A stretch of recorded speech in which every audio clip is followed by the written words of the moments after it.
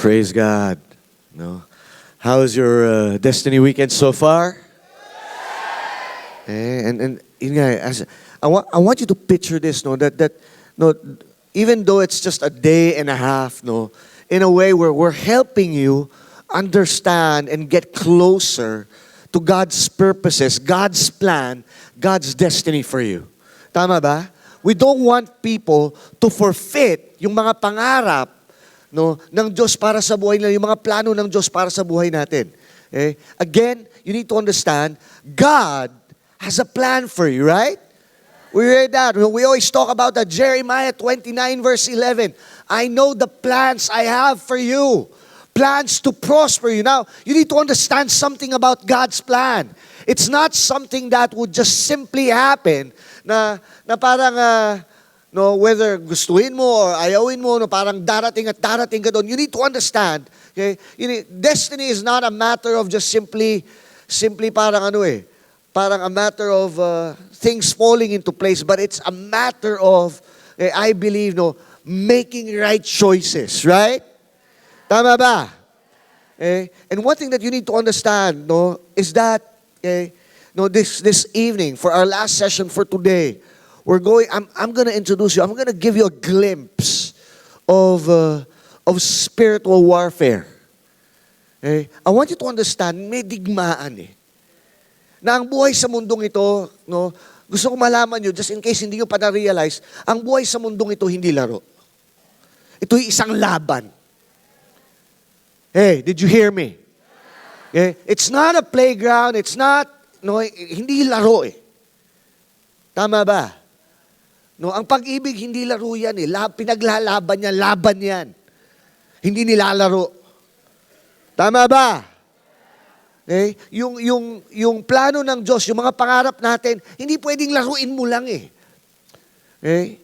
Laban yan. It is a war. It is a battle. Isa itong digmaan. And some people, no, okay, maraming tao, for example, sa kalagitnaan ng isang digmaan, sa kalagitnaan ng isang gera, alam niyo ba na mas marami yung namamatay kaysa dun sa aktual na nakikipaglaban, no? Mas maraming namamatay ng mga tinatawag na kadalasan ususero lamang. I remember, okay, there was a time, I think some of you were not yet born or maybe were just babies during that time in 1989, no, during the time nung reign ni President Aquino, nagkaroon ng isang matinding kudeta dito sa Metro Manila.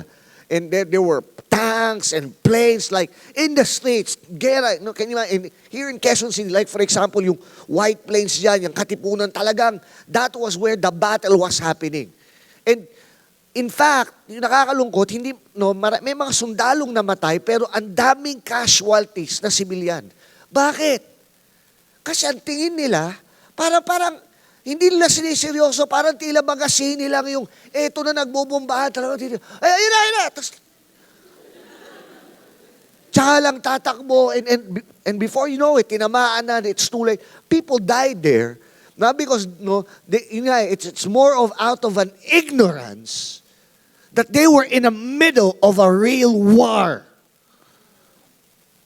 And is it possible, the worst thing, kumbaga parang I think to lose in a battle is when you became a casualty, naging casualty ka na isang gera ni hindi mo alam, may gera pala.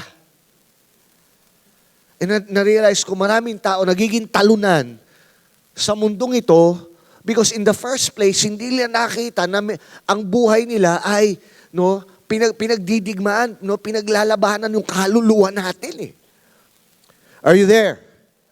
And I don't want people losing. I don't want, I believe that Christians were meant to be victorious. Are you there? Jesus, when he said, it is finished, he was talking about destroying the power of Satan in this world. And yet, why is it that so many believers feel or end up being defeated rather than victorious? Is it possible that we are ignorant of the wiles, of the tricks of the devil? If there's a title to tonight's session, I'm going to entitle it, spiritual warfare. Fighting for your destiny. Okay? So in spiritual warfare, fighting for your destiny. You need to understand, you have to fight for your destiny. Okay? You need to fight for it. You have to fight for God's plan for your life. You have to fight for your dreams and your ambitions. You have to fight for your vision. It's not simply just going to happen. Okay? It's a fight. Okay? First of all, I want you to understand, yes, it's true. Kanina we just experienced the Father's love. And it's comforting to know that we have a Father who loves us, a Father who is gentle and kind, who takes care of us, who embraces us. But it's also comforting for me to know that I have God who's not only a loving Father, but a warrior. You need to understand, God is a warrior. In Psalm 144, verses 1 to 2. Psalm 144, verses 1 to 2. Can you put up the verse, guys? It's not in the outline, but I'll just start off with this verse, and then the rest will be on the outline. Psalm 144, verse 1 to 2. Sabi dito, no? Blessed be the eternal. Blessed be my God, my rock. He trains my hands for war. And He gives me the skills I need for battle. Wow. I don't know, but probably as a guy, no, I think the guys better understand this, have a more appreciation of this verse. To know that God is a warrior. Sabi, blessed is the God. My God, He is a rock. No? In whom I can trust. So sabi niya dito, He teaches He trains my hands for war. In the other translation, sabi, and my fingers for battle. And you need to understand, that's why we love the characters of David, no, slaying down, a Goliath. He seemed to be the underdog, but you need to understand, David has been trained by God. Sabi, He is my unfailing love, my citadel. Now, you need to understand, when you love someone, you protect them. Okay? And that's the character of God. He's not just like mushy father. No, He's a God who's going to protect you, right? So my God is a warrior. Okay? Our God is a warrior. So sabi niya, He is my tower, the tower of my strength. Okay, my deliverer. He is my shield of protection, my shelter. He holds my people in check under me. Okay? In some translations, parang he holds the enemy in check. Now, 1 Peter chapter 5, verse 8. 1 Peter chapter 5, verse 8. Welcome to the world of spiritual warfare. You may not know it, but we are in that kind of world. There is a war. That's why sabi ni Peter, be of sober spirit. Be on alert. Okay, go ahead. I want you to read this verse. Go. Be of sober spirit. Be on alert. Your adversary, the devil, comes like a roaring lion, seeking someone to devour. Okay, ano sabi dyan? The first thing that you can observe, from this verse was this sense of urgency. Sabi dito ni Peter, be sober. Be sober in spirit. Be on alert. In some other translation, what that means was, keep on guard. Eh? Be on guard. Be sober. Let your mind be alert. Okay? That's, and you know what? It's not just a suggestion na parang, by the way, just, if you have time, just be alert. No. It's more like a command. Eh? In other words, to be sober means to be serious. This is not a game. No? And okay, the reason some people fall is because they've thought that, wala lang eh. They toyed with the idea of drugs, of sex, parang they toyed the idea of hindi, okay lang yan. No, just a little bit of sins. No, okay lang magsinungaling. And they don't take it seriously. Sabi dito, be sober, be serious. Another command is be alert. Why? Because sabi dito, you have an enemy. May kalaban. May kalaban. No? Sabi dito, you have your adversary, your enemy. The devil. The devil is real. For all you know, the devil is not someone who just, who has a tail and has horns and frightens kids. No, no, no. The devil is so much more than that. Okay? Sabi dito, he is like what? No, Peter compares him to a roaring lion. And we may not understand this fully, but in the Middle Eastern countries, in Israel and in the Middle East, they have lions there.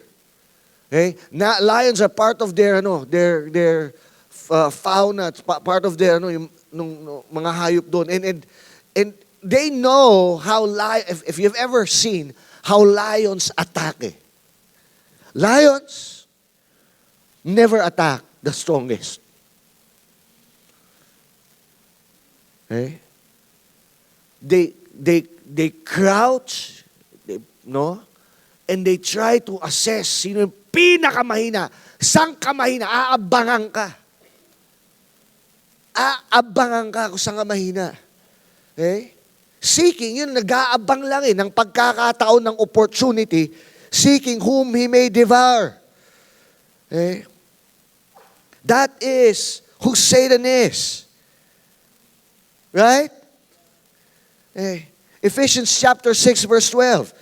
To further help you understand the reality about the spiritual dimension. Okay? Ephesians 6 verse 12. For our struggle, the word struggle is fight. Our conflict, sabi dito, is not against flesh and blood, but against rulers, against the powers, against the world's forces of this darkness, against spiritual forces of wickedness in the heavenly places. Now, first of all, kinontrast dito ni Paul. Sabi niya, gusto niyo may laban tayo, yung struggle natin, yung ating pakikipagbaka, ay hindi daw saan?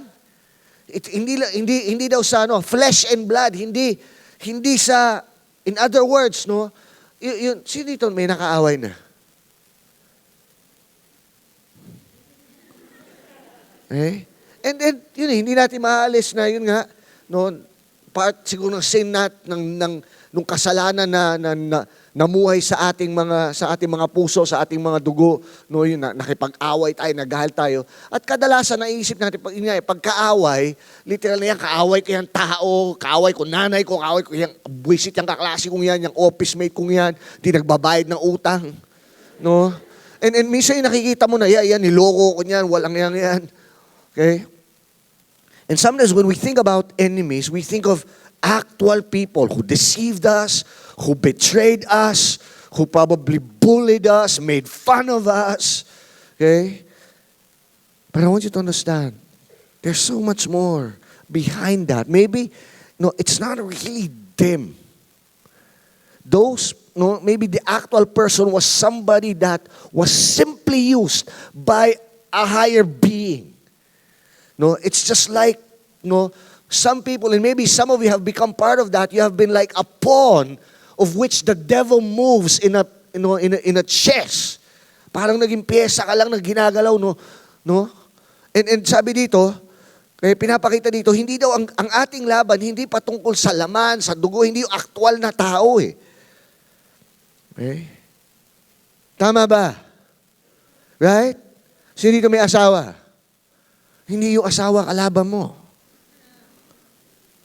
Right? Hindi yung tatay mo kaalaban mo, hindi yung anak mo yung kalaban mo. May laban. Sinong kalaban dito? Sabi dito, against the rulers, okay? Against the powers, against the world's forces of darkness. Now, okay? Sabi, hindi rin lang yung gobyerno, hindi pa siya rulers, gobyerno, hindi. There's a spiritual dimension, tinaas dito, Sabi, and then makikita, spiritual forces of wickedness in the heavenly places. Okay? Now, you need to understand, kung babasahin natin ito, anong strategy ni Satan? Actually, isa ni Paul yan eh. Sabi niya, meron sila organize sila eh.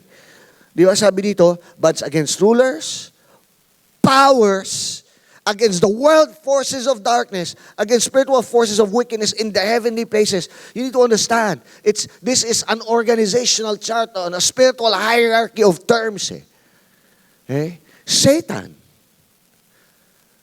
and his minions, Satan and his demons, are organized in terms of attacking you, in terms of causing you to be defeated, yung temptation yan.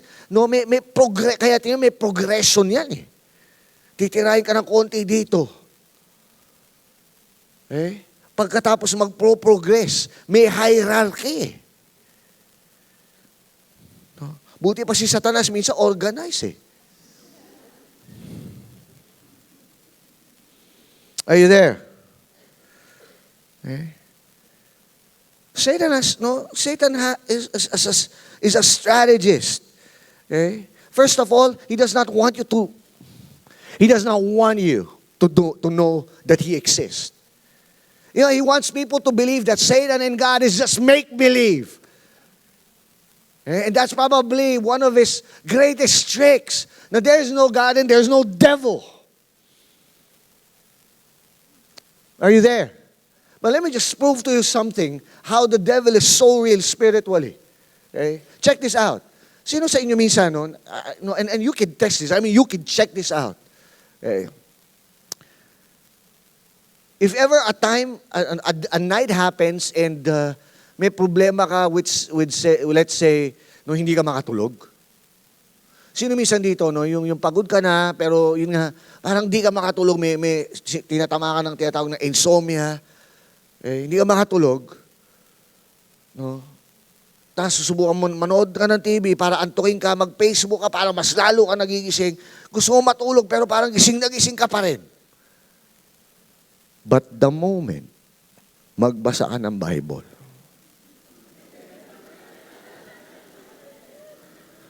how many of you know that's true? Now, is it because, probably, now some of you are thinking, it's because probably the Bible is boring. No, it's not boring. If you can see, all these things that I've been sharing are biblical and they're exciting. It's just so rich, it's amazing. But why is it that when you spend time, ilang minuto, minsan wala pa nga 5 minutes, inaanto ka na, ang bigat na ng mata mo. You know why? Because Satan would rather make you sleepy than for you to know the truth that's going to set you free. Oh, he's real. He's real. Ba't ka inaantok? Isipin nyo bakit may mga tao na buong araw naman na natulog. Dapat hindi inaantok. Pero the moment umupo sa church, tulog. Hindi, totoo yan. Na-realize ko yan.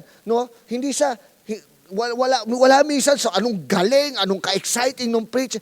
Minsan halos magtatumbling na ako dito, ginawa ko na lang. Tulog pa rin! And then, you know what? That's not just because you're tired or he's tired. There's a spiritual thing over that. Why do you feel sleepy when there's a truth encounter? There's a spiritual force working in your life. Satan would rather make you feel sleepy and tired. Ano sabi sa isang parable? Yung parable of the sower and the seed, sabi doon, nung nagtanim daw, yung magsasaka ng mga binhi, yung isang grupo ng seeds napunta sa tabing daan. Ano nangyari? Dahil napunta sila sa tabing daan, nakita kagad sila ng mga ibon, tinukagagad ang mga binhing ito. Paano paliwanag ni Jesus? Sabi, ito yung mga tao, yung naghahasik ng salita ng Diyos. May mga tao na pagtanggap nila, ito yung mga klase ng tao, yung tabing daang tao. Ano yung mga tabing daang tao? Walang talab sa kanila yung seed. Walang power. Narinig nila, pero the moment na lumabas sila sa simbahan, yun kagad sabi doon, Satan comes and steals the word that it will not grow. Satan is real. The struggle is not only real. Satan is real. You need to understand, behind that struggle, Satan is there. He's real. Are you there? Are you there? So, what do we do? Knowing that yun nga pala, parang in description, he's a roaring lion. I mean, how can you fight off a lion? Okay. In Ephesians chapter 6, verse 10. Verse 10 to 11. Ang sabi, can you read the verse with me? Go.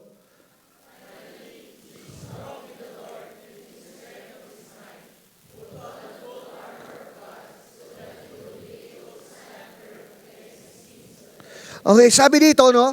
Finally, Paul concludes his message. Be strong in the Lord and in the strength of His might. Okay, here are a few observations here. Sabi dito ni Paul, okay, you are to be strong. But, here's an observation. Hindi sinabi dito na, be strong by your own strength. Okay? Because sa totoo lang, our own willpower is no match. Kung kaya ng sarili, kung decision lang yan, no? And maybe sometimes I have na decision lang yan, pero yung reality, dito, talaga namang nagdesisyon ka na eh. Kailan, meron nangyari na ba sa buhay mo, sinabi mo, ayoko na sa kanya. Maya kayo pa rin. Kala ko ba ayaw mo na? Kasi nga yung sarili mong lakas, yung will mo kung ikaw lang, wala. Sabi nung kanta, gusto kong bumait, di ko magawa, gusto ka naman. Kung sarili mo lang na will, if it's just your own will, then we'll probably all be better. But we know who we are, we know our capacity. Hindi natin kaya lumaya, hindi natin kaya sa sarili. Kaya kung ikaw lang, sinusubukan mo lang magpaka-Kristiyano, guess what? You're gonna fail. You're gonna end up falling into temptation over and over again. If you're just depending on your own strength, sasabihin ko na sa'yo, hindi mo kaya. Kasi kung kaya mo, hindi na kailangan mamatay ni Jesus para sa'yo. Kaya mo pala. Well, hindi mo kaya. Masakit masabihin, hindi mo kaya. Parang na-depression na kayo. Pero ito nga maganda. Kaya sabi ni Paul, be strong in the Lord and in His power. Ano daw? Strength of His might. Yung kapangyarihan, hindi, no? Yung strength mo, it's not in your own capacity. Hindi sa sarili mong lakas. Pero yung lakas na yun, kuunin mo sa Panginoon. Ibang level yun. Tama ba? Tama ba? Dahil yung lakas hindi na sa'yo nang gagaling eh. Lakas na ng Diyos. How many of you know, pag ang kapit mo, ang dumadaloy sa'yo kapangyarihan ng Diyos, okay, hindi ka pwedeng talunin ng demonyo. Di hamak na mas malakas ang kapangyarihan ng Diyos sa buhay natin kaysa sa kapangyarihan ng demonyo. Tama ba? Right? Okay. So be strength, no? Sabi niya, be strong in the Lord and in the power of His might. Put on the full armor of God. Okay? That you will be able to stand firm, no?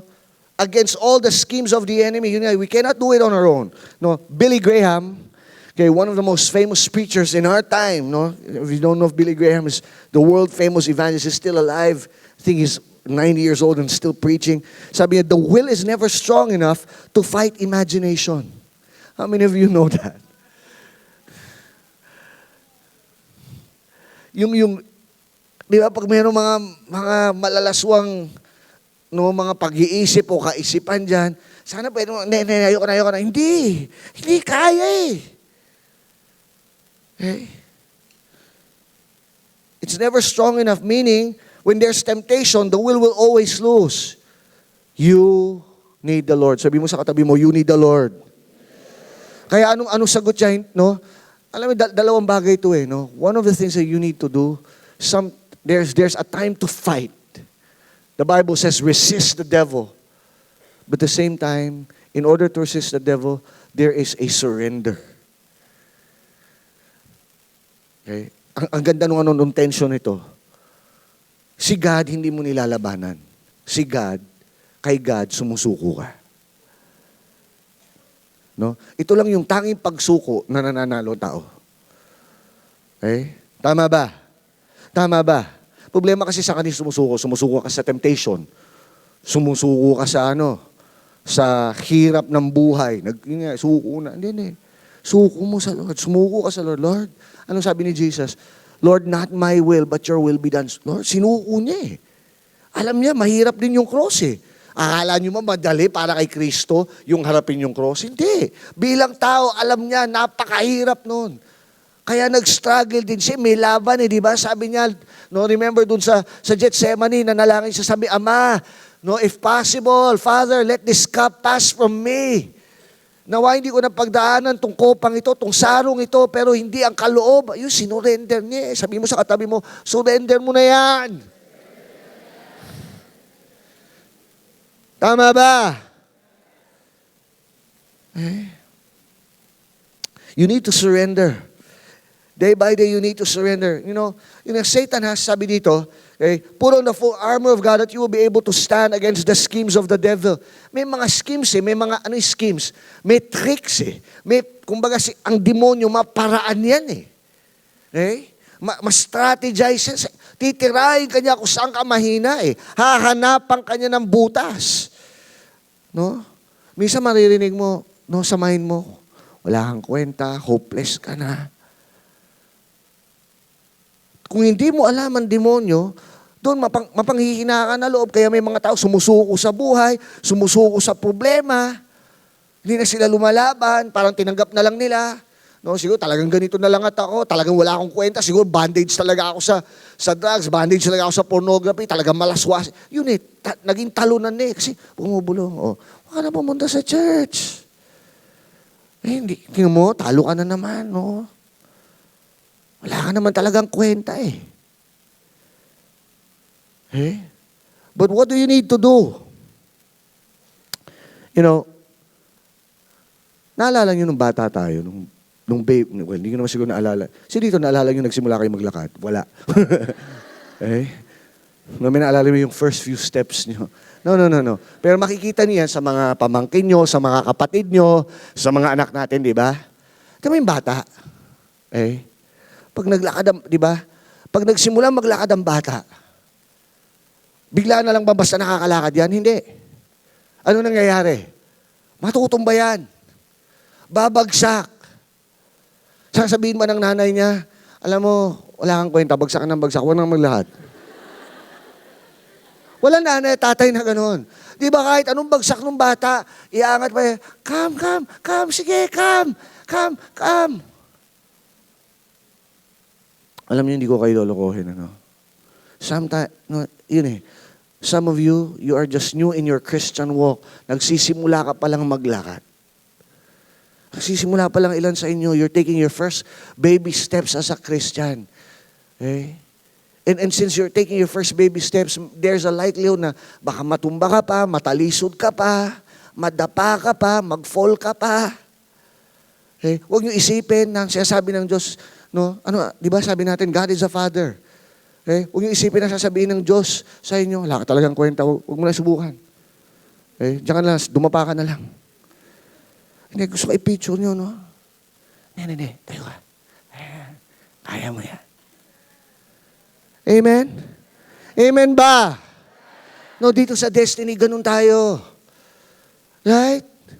Tutulungan, kaya. Hindi, kaya mo yan. Huwag yung isipin, minsan, kayo lang ang nag-iisip nun Kayo lang, sa totoo lang, yun, demonyo din yun. Boses ng demonyo, hindi ka naman nilalab dito. Tingnan mo, Di sana pinalo up ka na nila. Nako, may mga actually nakakalungkot minsan, yung akala mo iniisip nila sa'yo, wala naman talaga, ikaw lang yung nag-isip na iniisip ka nila.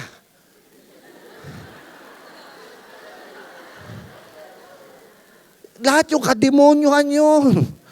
Walang iniisip sa'yo. Yung demonyo bubulong. Nako, yung napadaan ng gano'n, tapos nakita mo nag-grupo siya, sakto napatingin ka. Tapos ikaw na yung nag-isip. Nag-uusapan na naman nila ako. Hindi. Nakataon lang, napatingin lang. Tama ba? Hindi ba pwedeng napatingin lang? Hindi ba pwedeng nagpe-preach ako pagkatas may sinabi ako na wala naman, hindi ka naman talaga ang tinutukoy? Pwede bang nagpe-preach lang ako?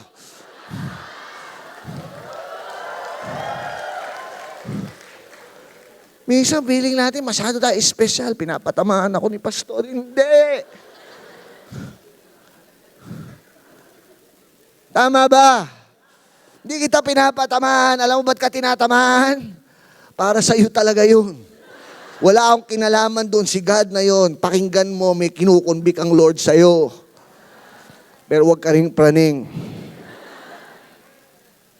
Tama ba? Hindi, aangatin tayo ni Lord, halika. No? Look at this, no? No, do you want to know, ano ba yung mga strategy? Sabi kasi dito, no? Okay, put on the armor of God so that you will be stand against the schemes. Yung mga paraan, yung mga strategy ng demonyo. Okay, you need to understand, the devil is as a person of strategy, no? 2 Corinthians chapter 10, verse 3 to 4. Ito yung strategy ni Satanas. 1 Corinthians chapter 10 verse 3 to 4, sabi yan, though we walk in the flesh, we do not war according to the flesh. Again, pinaliwanag dito. Bagamat daw nasa mundo tayo, hindi daw tayo nakikipaglaban, nakikipagbaka o nakikipagdigma katulad ng nasa mundo. Iba yung laban natin. Sabihin mo sa katabi mo, iba laban natin. For the weapons of our warfare are not of the flesh, but divinely powerful for the destruction of fortresses. Ano siya sabi dito ni Paul? Ano tinutukoy niya dito? Sabi niya, in verse 5, mas lalo natin maintindihan. Ano sabi diyan? We are destroying speculations and every lofty thing raised up against the knowledge of God, and we are taking every thought captive to the obedience of Christ. Ano sabi dito ni Paul? Una sa lahat sabi niya, isang mapapansin, balikin yung verse 4 though we walk in the flesh, bagamat nasa lupa daw tayo, hindi daw tayo nakikipaglaban ng laban sa lupa. But ang ating sabi dito, but our warfare, our weapons of our warfare, may sandata tayo. Are divinely powerful for what purpose? To the destruction of fortresses. Take note of that word. If you could, I think NIV, a better translation is sabi dito, to the destruction of fortress, or some translation would call it stronghold. Pag sinabing fortress, na-imagine nyo ba isang fortress? Big sabihin nito, it's a place where it is highly fortified. In other words, talagang protektado. Sa Tagalog, ang term dyan, kuta. Tingnan yung gera sa Marawi. Bakit ang tagal? Bakit ang hirap? Di hamak na mas moderno yung sandata ng AFP. May eroplano, may drones, may high-powered rifles, may tangke. Walang ganun. Walang ganun yung maute. Pero bakit tumatagal ng ganun? Ano yung problema? Okay? Hindi naman bigla na lang silang gumawa ng gano'n. For years. Talagang pinag-aralan, ginawa na nilang kuta yung Marawi. Marami sa mga tao doon, sa mga residente, supporter nila, kaya ang hirap Naging stronghold. Literally, naging fortress nila yon. Kukunti man yan, pero yun nga, paano nagiging kuta? Through time Nagkakaroon sila ng foothold, nagkakaroon ng maliit lang sigurong base, siguro meron lang silang terror cell doon, terror cell group doon. Pero yun, hanggang sa in-infiltrate nila, Hindi, cell group talaga tawag sa mga Cell group talaga tawag sa mga terror cell. Gulo nyo. Ginulo nyo ako. Anyway, take that thought captive.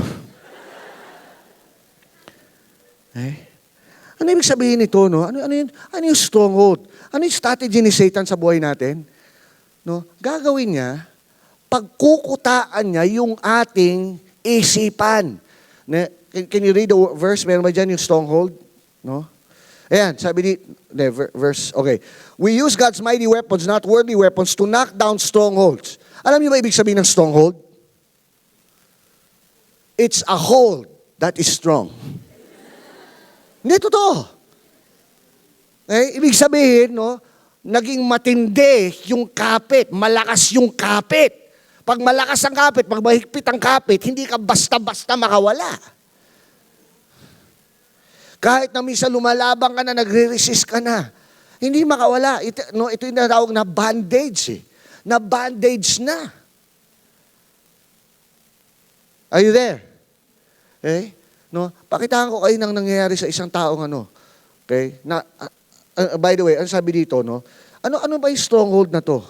Stronghold is in the mind Kaya in verse 5, go to, verse 5, so sabi okay, we use God's mighty weapons, not worldly weapons, to knock down strongholds of human reasoning. The battle is in the mind. Pansinin nyo, insecurity. Saan ba yung digmaan na insecurity? Bakit may mga tao insecure? Sa isipan lang nila yun Tama ba? Bakit may tao mayabang? Saan ba galing yabang? Nasa utak mo yun Tama ba? Stronghold Nagkaroon ng kapit. No? Human reasoning. Okay? In this translation, sabi dito, speculations. Nangyari na ba ito sa inyo na sometimes, meron kang inisip?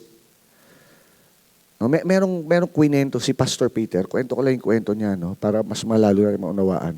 One day daw, I think nasa isang conference sila, so naka-check-in sila sa isang hotel, speaker siya. Pero nung time na yon, nagpapahinga lang sila, tapos nag-morning swimming siya, exercise.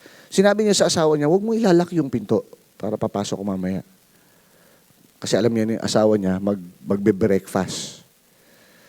Eto na, tapos na siyang mag-swimming, basang-basa siya, magginaw. Pag akyat niyang ganyan, pagtingin niya doon sa, nakalak! Tapos talagang, nag-isip na siya, ano ba naman itong asawa ko? Hindi man lang ako inisip. Tapos kung ano na iniisip niya na, hindi man lang napaka-inconsiderate naman, biniling ko pa na huwag isara, tapos kinalimutan. Andito na ako, hindi ba naisip na giniginawa ko dito? Ganun. Tapos biglang na-realize na, teka, I need to take of these thoughts captive into the obedience of Christ. Teka, nag-isip na siya na mali. And can you imagine, kung in-entertain niya pa yun, sasama loob niya doon sa asawa niya, hindi naman talaga niya alam anong nangyari. Bakit kaya nakalak? Sinabi niya, wag ilak. So eventually, parang, niya, no, this is not right. Gagawa na lang akong paraan. Kung nakita niya yung mga tagapaglinis, yung cleaners, yung bellboy. Sabi niya, excuse me, sabi, mukhang naisara nung asawa ko hindi ko alam paano nasara to Pwede bang pakibukas? Tapos sabi nung ay, sir, sorry. Kanina kasi nung pumasok kami, bukas. Tapos nilinis namin, policy namin na pagbukas na gano'n, baka may ibang makapasok, sinara namin. So ang nagsara, yung mga cleaners, pero nag-isip, yun Buti na lang, he took captive. Dinisiplina isip. Hello? Are you there?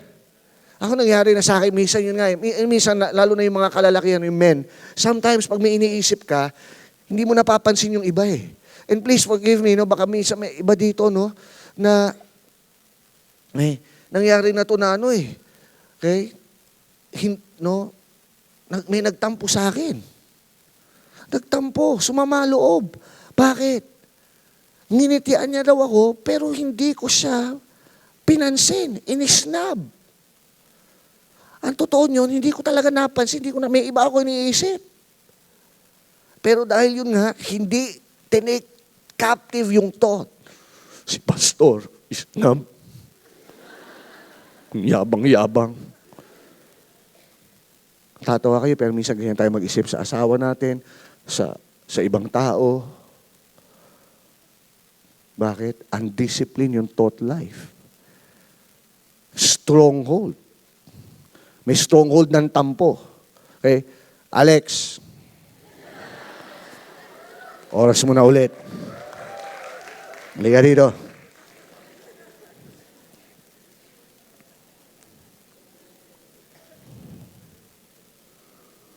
Okay.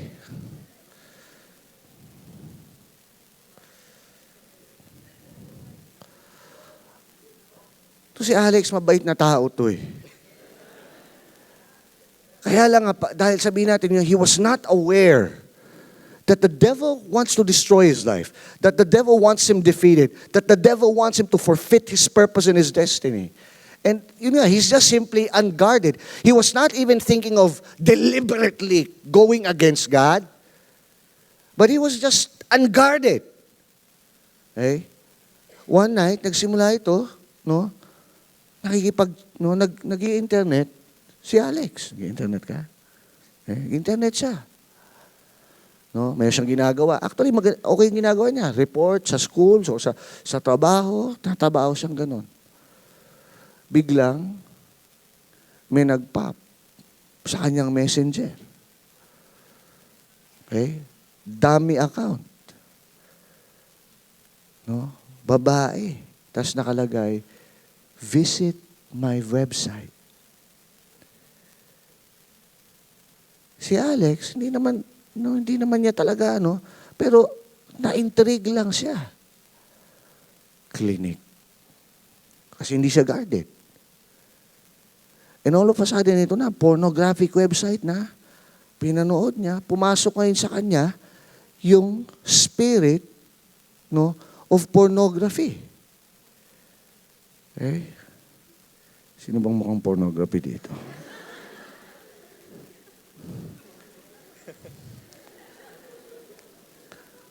Ito sa kabila. Tulungan niyo na nga lang ako kahit sino nang men gusto mag-volunteer.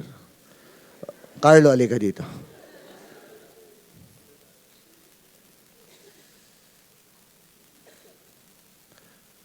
Spirit of pornography.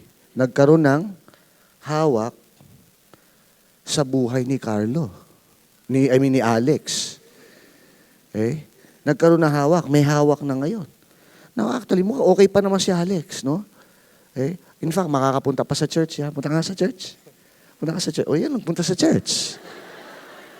Okay? Mag-worship ka nga. Worship. O yun, nag-worship. Pero, despite the fact na gano'n, may hawak na sa kanya na tuwing after worship, yun may stronghold na, palagi na siya nanonood ng pornography. And sana hanggang ganito lang yun Ano sabi sa Bible, may in-explain si Jesus, Okay? Sabi, when a spirit goes into a man and he sees the place clean, he goes out and brings in other spirits worse than him. Ganun ang demonyo Sana hanggang ganun na lang, masaya na demonyo sa'yo, na at least nakuha ka niya sa pornography. Hindi Okay? Hanggang sa na-bandage na si Alex sa pornography. Dati, instead na nag-aaral siya, mas marami na yung oras niya sa pornography. Pumasok na yung espiritu ng katamaran. Yun wala na siyang gana mag-aral. Katamaran, dito. Ang laking tamad nito.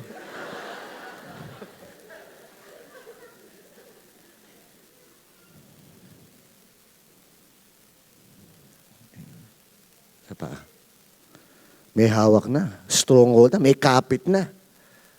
Try mo nga umalis sa kapit nila. Mukhang mahigpit ang kapit. Pero, nakakapunta pa sa church. Punta ka sa church. Pero minsan, tinatamad na siya. Mag-worship ka nga. Nag-worship pa. Pero minsan, tinatamad na siya. Nagkakaroon na stronghold. Bumibigat na yung buhay niya. Sana doon na magtatapos yan Pero ano pa nangyari? Dahil sa bondage sa pornography, hindi na siya na-satisfy.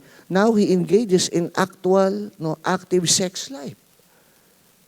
Premarital sex na siya, one night stand. No? May mga karelasyon siya, may nangyayari sa girlfriend niya, gano'n. Okay? Balik na, dito.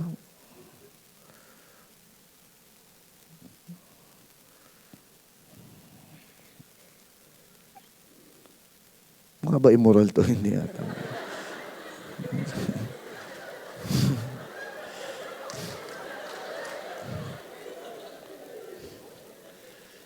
Sa lahat na immoral yan na nakasalamin.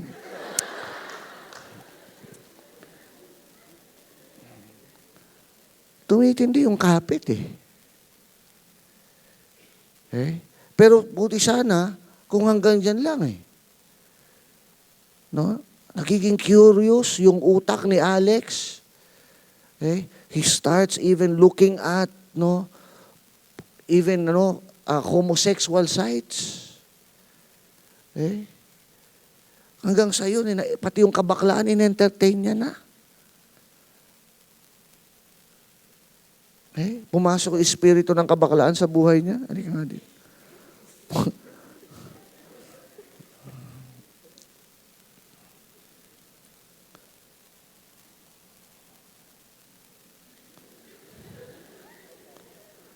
Halika, Papa. Hawakan mo siya.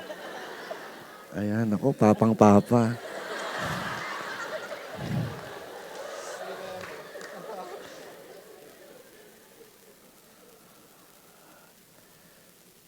By this time, sige nga, punta ka pa nga sa church.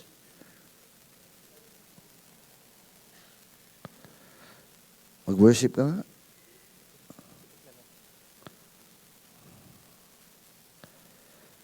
Stronghold. No, ano pa yung stronghold minsan? No? Pakita niya nga natin lies, ano pa ibang lies? No? I want you to see the lies of Satan, the strong, lies are thoughts eh. Okay? The lies of Satan are, one, matindi to, nangyayari sa maraming mga secular na paaralan, that there is no absolute truth. Ano there is no absolute truth? Okay? Na parang ano ibig sabihin? Wala daw katotohanan. Truth is relative. Truth is depende yan sa interpretation mo. Depende yan sa paniniwala mo. Ito yung isang malaking kasinungalingan ng demonyo. Bakit? Imagine, wala daw absolute. Depende yan sa pananaw mo. Depende yan sa paniniwala mo. There is no absolute. Now, pansinin nyo, yung mga taong nagsasabi nun, kinukontradict nila ang sinasabi nila. Minsan sinabi ng pastor, no truth is not absolute. Sir, can you repeat that again? Truth is not absolute. Are you saying that what you are saying is not absolute? Doon pa lang, makita mo, kinukontan niya yung sarili niyang argument. Pag sinabi mong walang absolute truth, so ang tanong ngayon, yung sinasabi mo, absolute ba yan o hindi?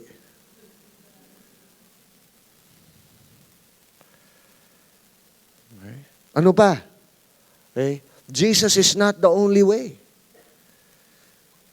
Kung hindi si Jesus ang tanging daan, hindi niya kailangan mamatay para sa'yo. No, we need to understand this. What are the other lies? No, and you need to understand, these are all arguments in the mind. Ito, there is no eternity. Kaya anong pananaw ng maraming kabataan ngayon? YOLO. You only live once. Eat, drink, be merry, for tomorrow you will die. No, tapo mo buhay mo, magwala ka. Kasi wala na eternity eh. Kaya to si ayan na, nagsimula na siya magwala. Wala na eternity, wala namang future eh. Mga lies. Ano pa? How we live does not affect our future.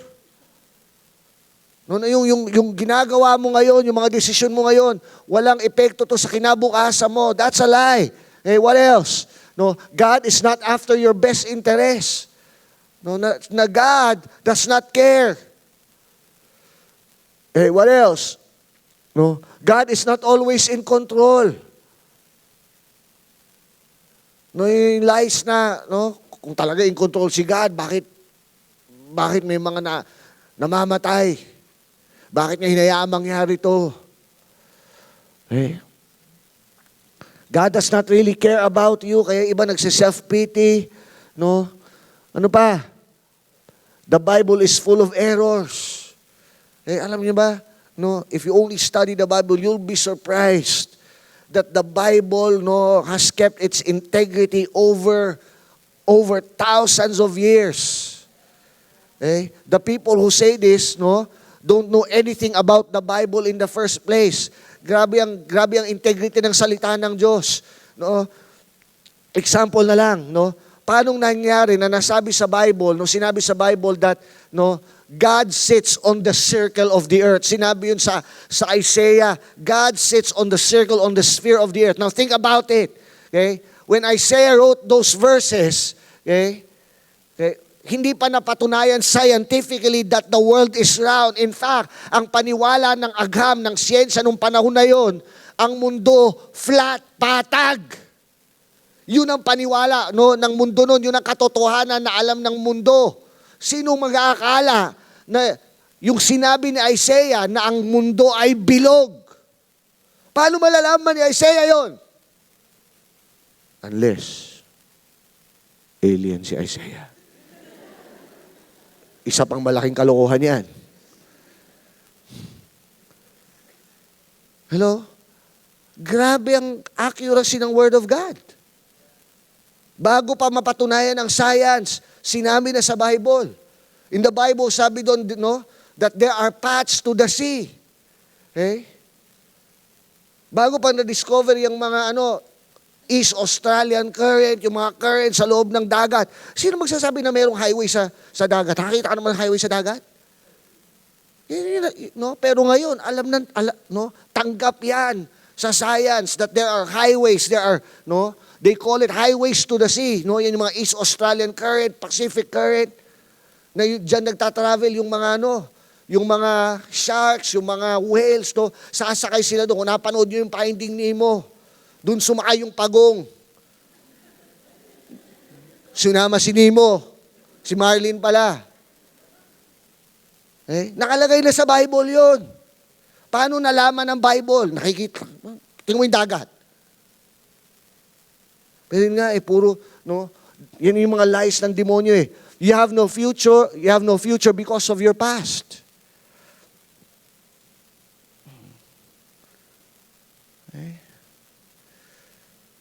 So tingnan nito, no? Hindi na makagalaw si Alex. Ano pa nangyayari? Eventually, no? It does not only keep him in bondage, it literally blinds him towards his vision, towards his destiny.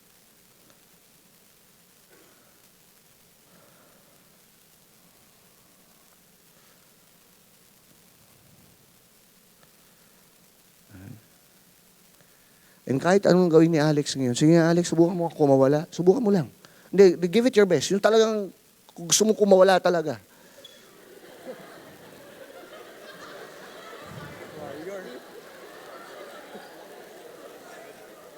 Okay, binigay talaga ni Alex yung lakas niya, pero wala pa rin wala pa rin. Itong mga espiritu to medyo malnourished ng konti. Mga demonyong, kumain nga kayo.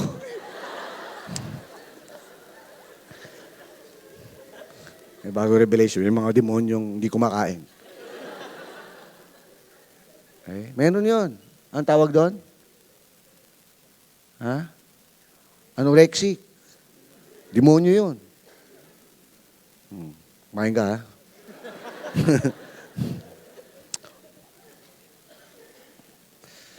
Okay. Ano ba yung mga bandages, no? Ito pa. Ano yung bandages ni Satan? Okay, tingnan nyo to. Bandage of what?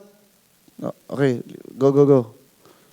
Bondage of bitterness, anger, bitterness, anger, yun na eh.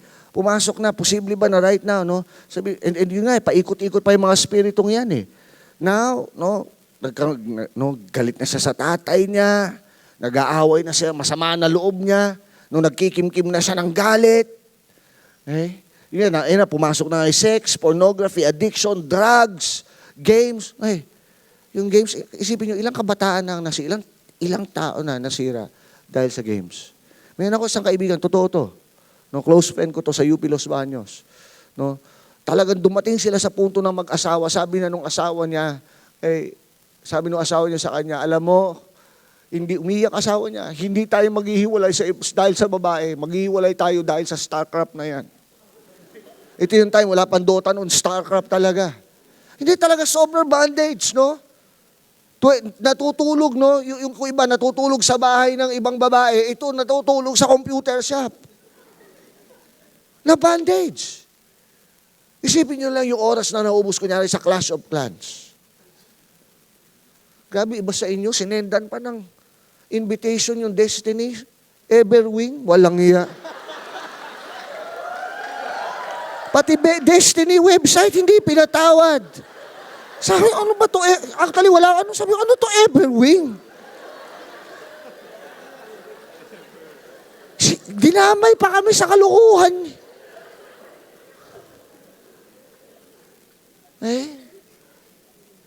Spiritual. Tapos ito yung spiritual counterfeit experience. Nakakaloko. Yung akala mo spiritual ka pa, nag-a-attend ka pa ng church, pero wala na, peke na lahat. That is the most dangerous. No, yun yung Pharisees eh.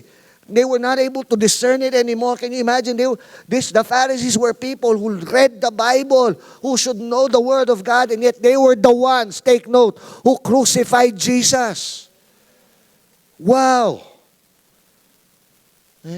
Yan na, halo-halo na. Minsan, depressed na siya. Malungkot ka na, Alex. Malungkot na siya. Nagiinom na siya. No?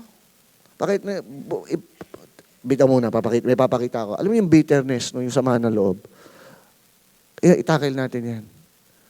Akala natin minsan parang wala yan eh, parang right ko eh, galit ako eh, sinaktan niya ako eh. Pero alam nyo ba, na pag meron ka unforgiveness or bitterness, wala ka ibang sinasaktan kundi sarili mo. The word bitterness in the Greek sa Bible is the word skandalon. Bakit skandalon? Doon galing yung term na skandalo. Skandalo ka, nasaktan ka, napahiya ka. Pero ang amazing doon, yung word na skandalon, ito yung, this is also the Greek word for a trap. Trap siya, bait.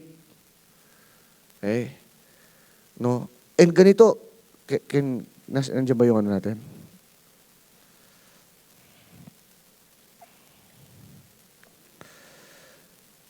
In Thailand and some other countries, actually nakakita ako ng Facebook video nito eh.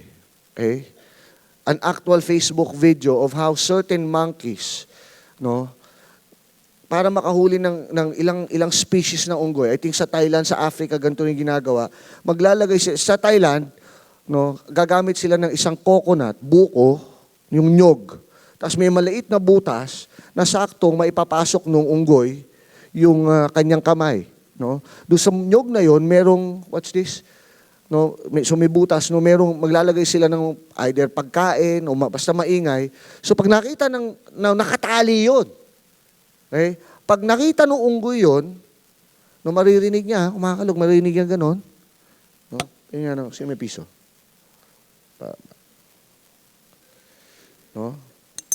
Ito yung unggoy. Nakita mo. Hawakan mo. Tapos nakita yung may unggoy. Ayun, narinig niya. Out of curiosity, kukunin niya kayo. Nakita niya parang may pagkain. Kunin mo. Matalino unggoy. Matalinong matching. Hindi yan. Sige. Okay. Now, pakatalino naman ang unggoy na to. Now, yung unggoy, di ba, yun nga, ang tendency niyan, Iko-close mo yung fist mo. Hindi, kukunin mo. Kunin mo yan tapos hawakan mo. Okay. Sige, labas mo ngayon. Kaya marami unggoy natatrap. Ang problema, hindi nila bibita. Actually, magtitili, no? Pero hindi nila bibitawan yung kasi nga gusto nila makuha. Hanggang sa mahuli na sila. Samantalang, ang pinakamadaling gawin, kung papakawalan lang nila yung tangan-tangan nila. No, pero yun, ayaw pakawalan yung piso eh. No, kaya ayun ito mo, okay? Di ba masakit, di ba? Hindi, masakit yan. Tinay ko to eh. Now, dahil ayaw niyang bitawan. Okay? Okay, ako na yung merong kapangyarihan sa kanya. Okay, kahit saan ko siya dalhin. Alipin ko na siya.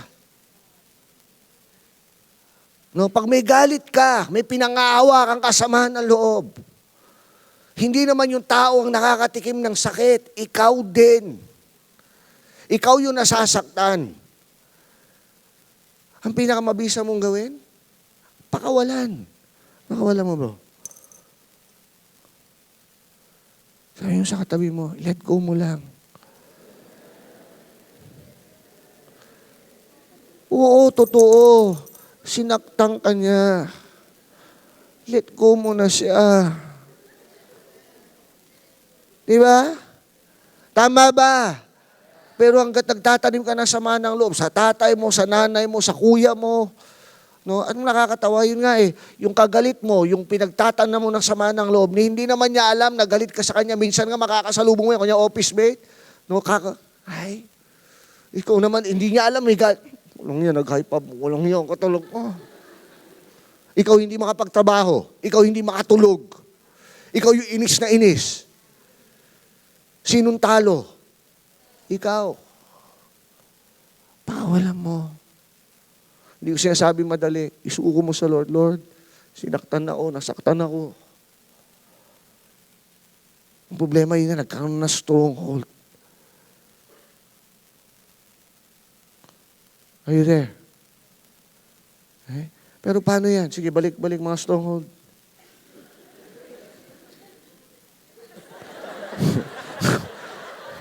Pinalok na sagi. Ano maluloko itong mga demonyong ito.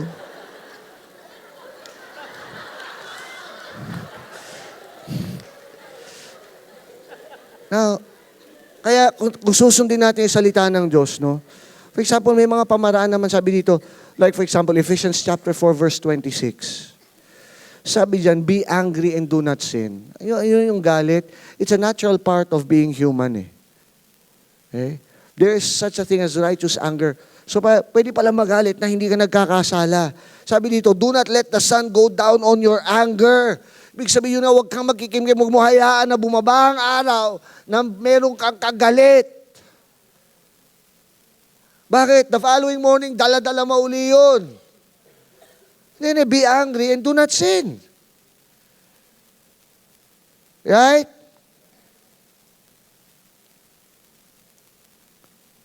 Kaya pala sabi nung sa Bible, no? Sabi ni Jesus, ganito kayo manalangin, Our Father in heaven, holy is your name, your kingdom come, your will be done, on earth as it is in heaven. Give us this day our daily bread, and forgive us our sins, as we, may condition. Huwag niyong kakalimutan. As we forgive those who sin against us. Amen? Bakit gusto ng Diyos na magpatawad tayo? Para sa Kanya ba yun? Hindi. Para sa iyo yun. Amen? Okay? So, paano to? Anong gagawin natin kay Alex? Bandage pa rin siya. That's why you need the power of Jesus. Amen? When Jesus died on the cross, anong sabi doon in Colossians, can you help me guys? Colossians chapter 3 ba yan? Verse 12. Yung He disarmed, no, Jesus disarmed Help me with that verse, guys. Multimedia. Andiyan na ba? Nakita niyo na ba? 3:12. Colossians 2:15. Okay, 2:15. Sabi dito, can you start with verse 13? When you were dead in your sins and in the uncircumcision of your flesh, God made you alive with Christ. He forgave us all our sins. Okay? Praise God. Itong mga, yung hawak ng demonyo sa kanya, despite na it was his own doing, the Lord forgives Alex. No? Now, it doesn't end there. Check this out. Having canceled the charge of our legal indebtedness which stood against us. No? Ang problema, itong stronghold na to, may kapit kay Alex at sinusumbat sa kanya. Di ba? Minsan ganyan pakiramdam mo, ito yung condemnation. Makasalanan ka naman talaga eh. Sino may pakiramdam? Minsan may argument sa iyo eh. Alam mo, mali ka talaga, tapos yung maririnig mo, condemnation yon. Pero sabi dito, Jesus canceled the charge of our legal indebtedness which stood against us and condemned us. He has taken it away by what? Nailing it on the cross. Okay? Lahat ng mga arguments, lahat ng pagkakasala, ni Alex, lahat daw ito ipinako sa krus ng Kalbaryo. Okay? Now, look at this. Having disarmed. Now, this is where it gets really nice. Ano daw ginawa ng Panginoong Hesus? He disarmed. No? Pag sinabing tinanggalan, oo, totoo, mukhang makapangyarihan niya mga yan. May hawak sa kanya, pinagkutaan siya. Pero anong sabi dyan? Dahil sa kapangyarihan ni Jesus, ang ginawa ni Jesus, tinanggalan daw ng kapangyarihan, tinanggalan ng armas. Ay, matatapang na yung mauti kasi armado sila eh. Pero the moment tinanggalan mo ng armas siya, ordinaryong tao na lang yan eh. Wala na magawa yan eh. Ganun din yung demonyo eh. No? Sabi dito, ano ginawa ng Panginoon sa demonyo? Dinesarmahan daw, tinanggalan ng kapangyarihan. Having disarmed the powers, authorities, He made a public spectacle of them, triumphing over them on the power, by the power of the cross. Amen. Amen. Okay? Jesus comes into the picture, and by what Jesus did, He basically disarmed. Ako si Jesus muna, nakasalaming immoral na tao. Ay, nalitong porno. Anong pakiramdam mo? Anong pakiramdam mo, Alex? Ha? Di ba? Sa saging. Bitaw mo na yung saging na yan. Wala nang kapangyarihan sa iyan. Akin na. Ay, talagang mga demonyo kayo.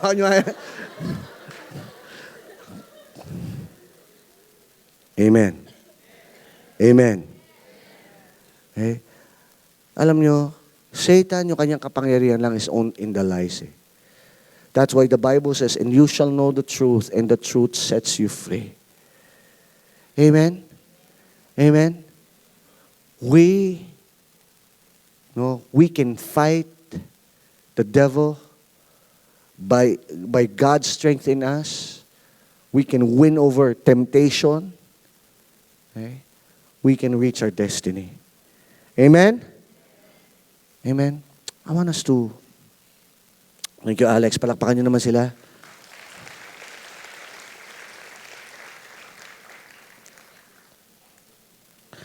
Before I pray for you guys, can you flash yung script about prayer for forgiveness? Can you put it up, guys? We're almost done. JP, Chicks, can you please come?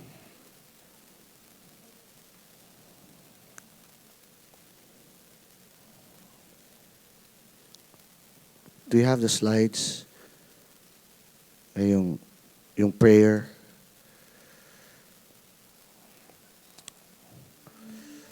About unforgiveness and bitterness. Let's, okay. You don't have it? Yung prayer, Dear Heavenly Father. Yeah, that's right. I want you to pray this on a personal level. Basahin ko muna, Dear Heavenly Father, because you have forgiven me of all my sins through Jesus Christ and by the power of the Holy Spirit, I now forgive. Now, I want you to, I know, isa sa mga hawak ng demonyo sa atin dito is yun nga dahil lahat tayo nasaktan. Lahat tayo na-reject. Lahat tayo may nakaaway. Lahat tayo nakaranas na feeling mo na betray ka. And sometimes it might even happen in the church. You know, we're not perfect. First of all, ako muna, no? If there's anything at all that you think, no, you feel hurt with, even if it's in your mind, even if it's not true, I would like to address that. If ever in some way you feel hurt by me or my family or even this church, some action, some words, I want to ask your forgiveness. I don't want you holding that grudge. If you feel you have been let down, I want to ask your forgiveness. As pastor of this church, forgive us. Forgive me if somehow I've hurt you. I never meant to hurt anyone. We never meant to hurt anyone. And I hope you would find it in your heart to forgive. And, well, you need to forgive. Not for me. It's for you. Having said that, no, I want you to write down right now all those people that have caused you pain and hurt. Yung nandyan pa. Meron ka na alala mga tao na hindi mo pa napatawad. Fresh pa, nasaktan ka talaga sa kanila. Don't deny it.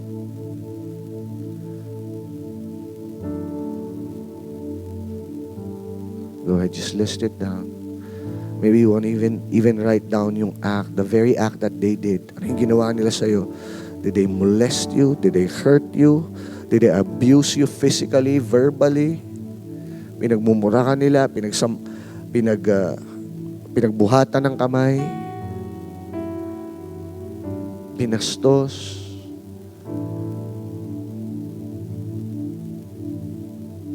inutangan ka, hindi ka binayaran.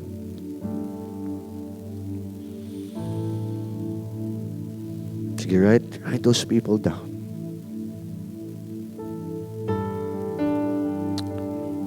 We're not going to allow unforgiveness and bitterness to take root in our hearts.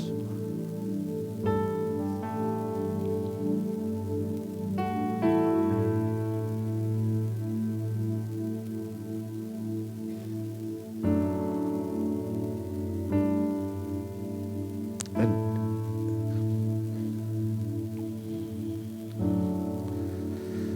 I want you to also know, kung ano yung ginawa nila, how it affected you, ano yung nararamdaman mo ngayon.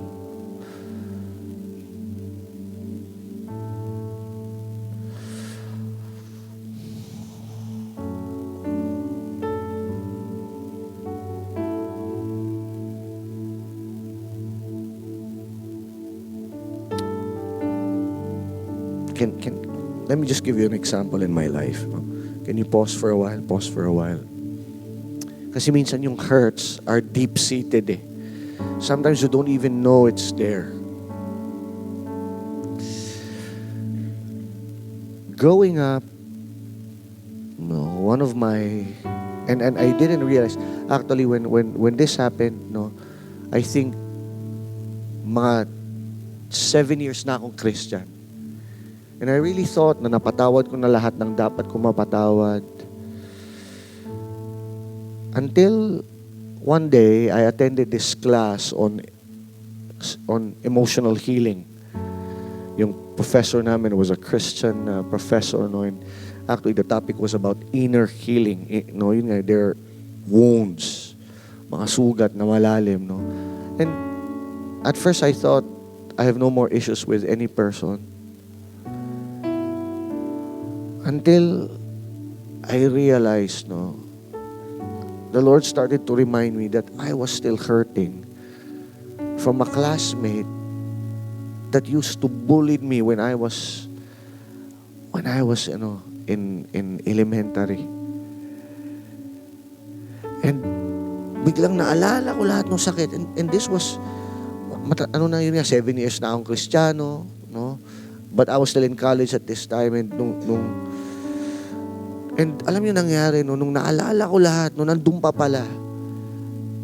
No, and itong taong to, parang I hated this guy. But the moment I started to decide, sinabi, Lord, I forgive this guy. Alam niyo nangyari, parang may magulhul ako ng napakatindi talaga. Iyak ako na iyak.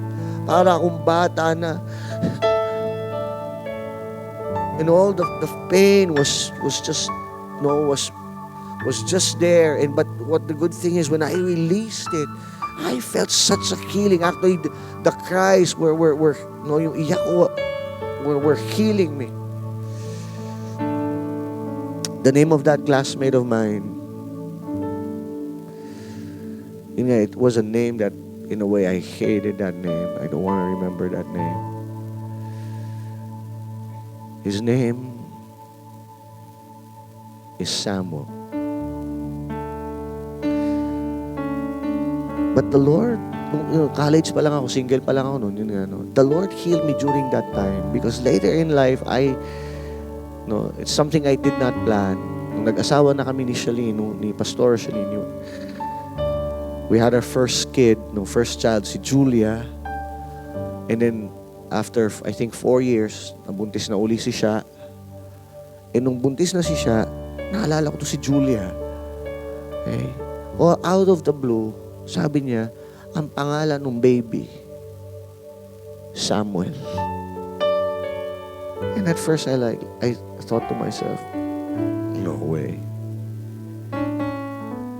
But then again, wala nang pain talaga eh. And I know that the name that Julia chose was from the Lord. It was prophetic. So, guess what? One of the names that I love is Samuel, because it's the name of my son. And always, and actually yung Samuel na yon na nagbully sa akin, has become a good friend. Now, I believe that the Lord wants to heal you of certain hurts and unforgiveness in your life. The Lord wants to set you free tonight. So go ahead, just write them down. Can be an old classmate.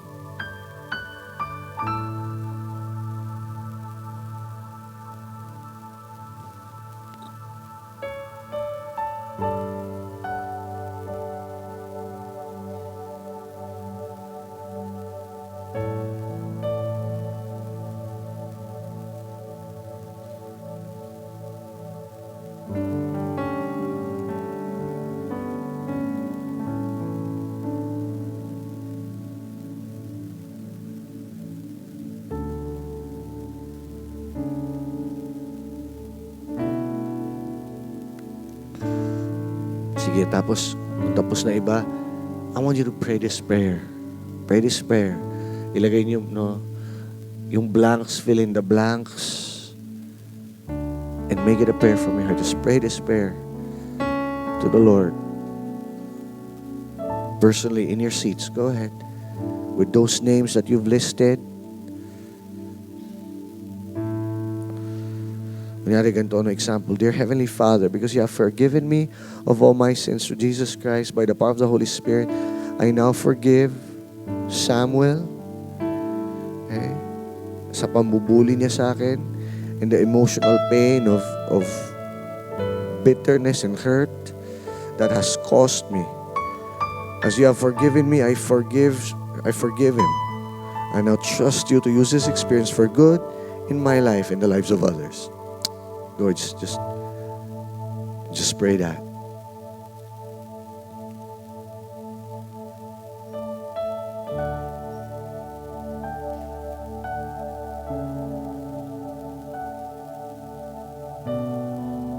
Sige, patawarin mo.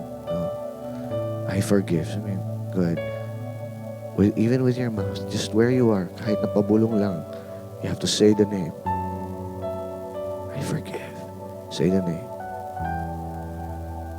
Forgive si nanay, Lord. Pinapatawad ko si nanay. Pinapatawad ko si tatay. Say it.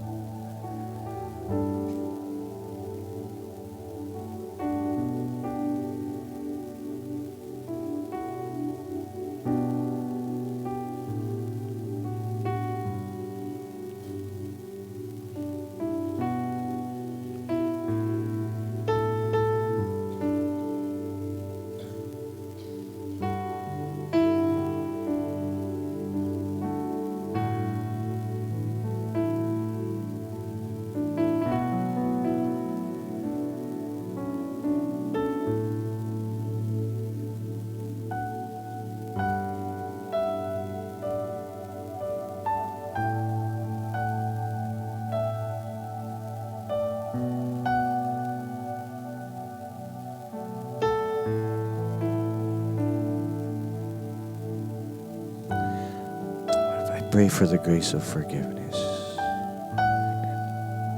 I pray for love to flood your hearts right now so that you'll be able to forgive. Lord, fill us with your love. Punuin mo kami ng pag-ibig mo, Panginoon. Magkaroon kami ng lakas na mapatawad yung mga taong nakasakit sa amin.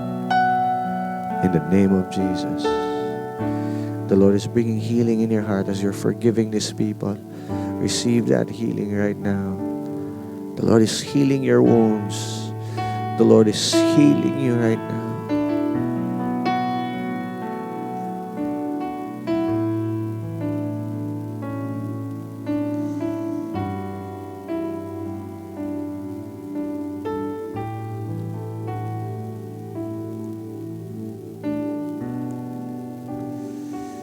Now,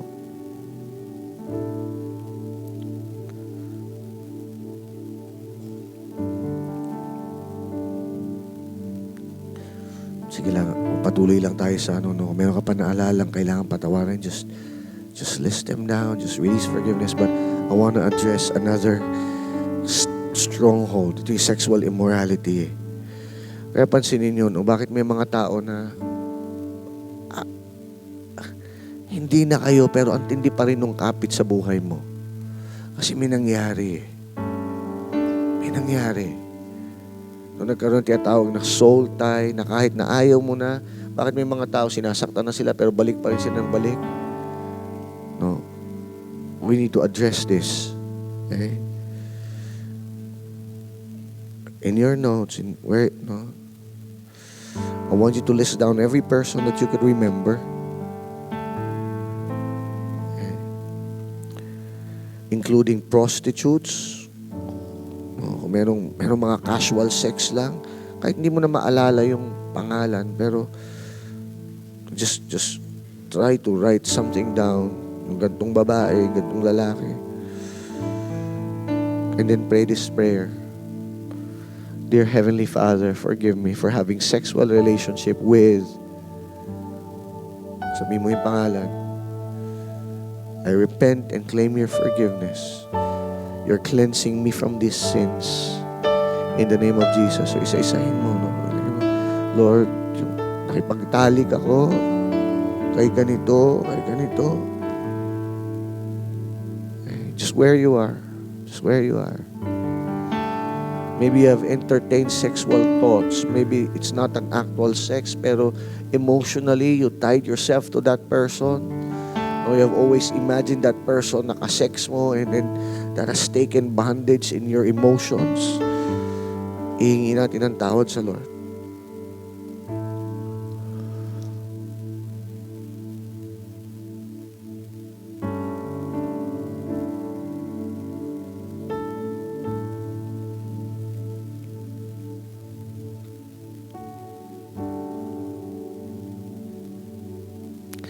can you dim the lights? Just dim the lights. I want it to be more just personal.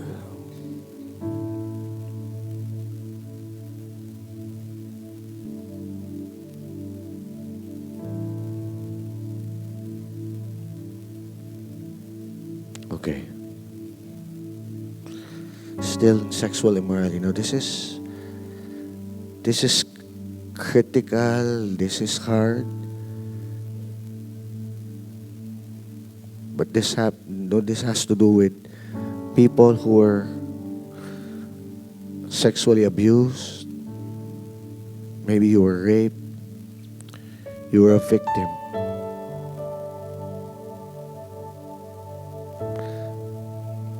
I want you to close your eyes right now.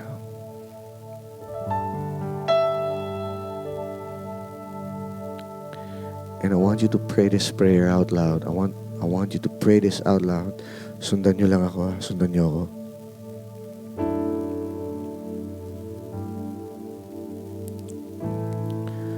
Dear Heavenly Father, I just say it. No. Dear Heavenly Father, I was, go ahead, say it, abused, maybe raped, molested, and say the name. Nung na-rape ako, Lord, naabuso ako, minolest niya ako ni ganito, ni tito, ni tita, ni kuya, kaibigan ko, boyfriend ko. And say this after me. I renounce having my body used in this way.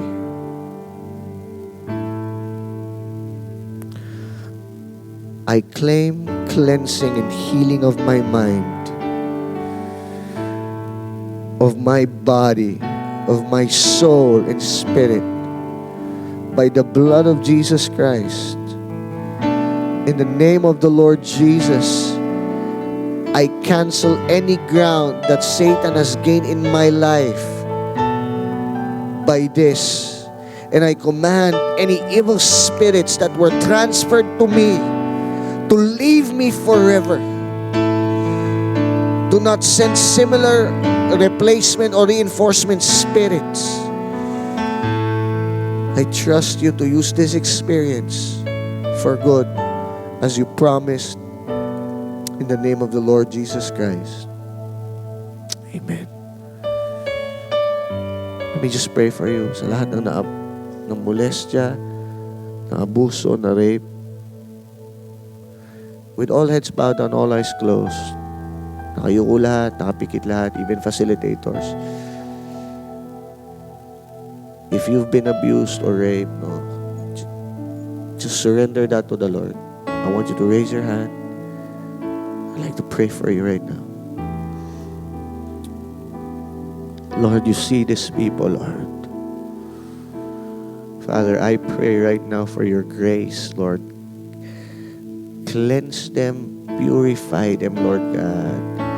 Lord, right now we cast away the thoughts of impurity, of condemnation in their lives. In the name of Jesus, I apply your blood, Lord, over their lives and in their hearts, Lord God.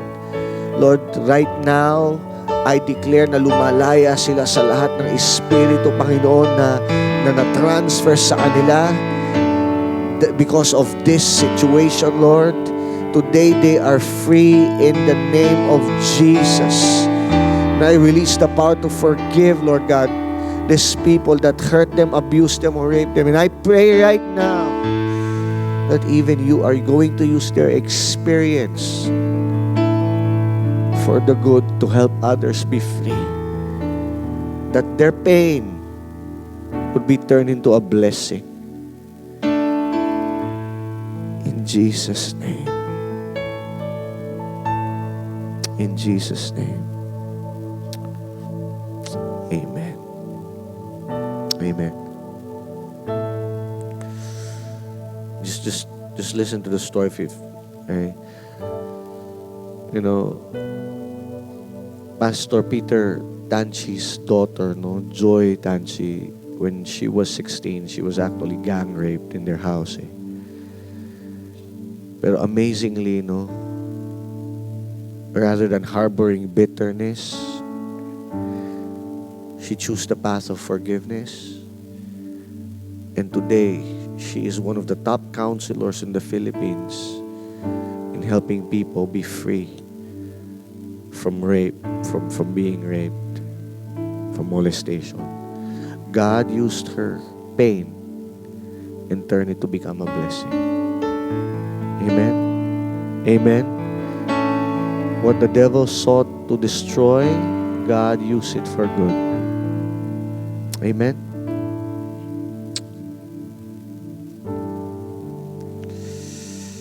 Amen. Just finally, just other sins or bondages, no, just to identify. I want you to stand up right now. Lights on, please. We're gonna be free. We're gonna get away. We're gonna break away from the following, no? Hey, how many of you want to break away from pride? Let's put the list up. Put the list up. Hey, we're gonna break away from pride. We're gonna break away from the stronghold of bad temper. We're gonna break away from anger and rage. Okay? We're gonna, sino dito, no, minsan feeling mo mainggitin ka, ayaw mo, para pag mas nahigitan ka, instead na natutuwa ka, nainggit ka. We're gonna break away from that. That's that. Envy is of the devil. Yung pagiging mainggitin is from the devil. Jealousy is of the devil. Rebellion to authority, rebelde ka sa magulang mo, sa school, sa gobyerno, that's of the devil. Unbelief, no, that's of the devil. Blasphemous thoughts, covetousness, greed for power, greed for money. Yun nga, parang, no, minsan term lang natin kuripot, pero actually hindi ka generous, mahigpit ka, madamot ka. No, that's of the devil. Alam niyo ba that the most miserable people in the world are people who are, yun nga, no, the word miserable, miserable comes from the root word miser. Yung miser, yun yung English translation ng kuripot, mahigpit. And you'll be surprised, the most miserable people are people who don't want to give, and then you need to break away from that. Slander, ano yung slander? No, pagiging chismosa, gossiping, no, stealing, swindling, gambling, depression, no. So dito, no, palagi madalas ka ma-depress, madali ka ma-discourage, malungkuting ka, no. How many of you want to be set free from that? No, we're gonna be set free from suicidal attempts, no. Sometimes may suicidal thoughts, anorexia, no, bulimic, no, yun yung ayaw kumain, no, feeling mo parang palagi pag kumain ka tataba ka kahit na ang payat-payat mo na, addiction to drugs, alcohol, video games, rock music, internet, social media. We need to be free from that. Are you there? Are you there? Right now, I want you to lift up your hands right now as a sign of surrender. Let me just pray a general prayer over you. Father, in the name of Jesus, Lord, we come before you tonight, Lord God, and by the power of the cross, Lord, we declare freedom from all these bondages, from pride, from bad temper, Lord, from slandering, Lord, pagiging mainggitin, siloso, suicidal, depression, Lord, ganid, Lord, from lustful thoughts. Right now, we just break free. We declare Satan has no power over our life, over our thoughts, over our heart. We apply the blood of Jesus over our lives right now. And we declare, Lord God, that we are forever free of these sins in the name of Jesus. In Jesus' name. Amen and amen. Come on.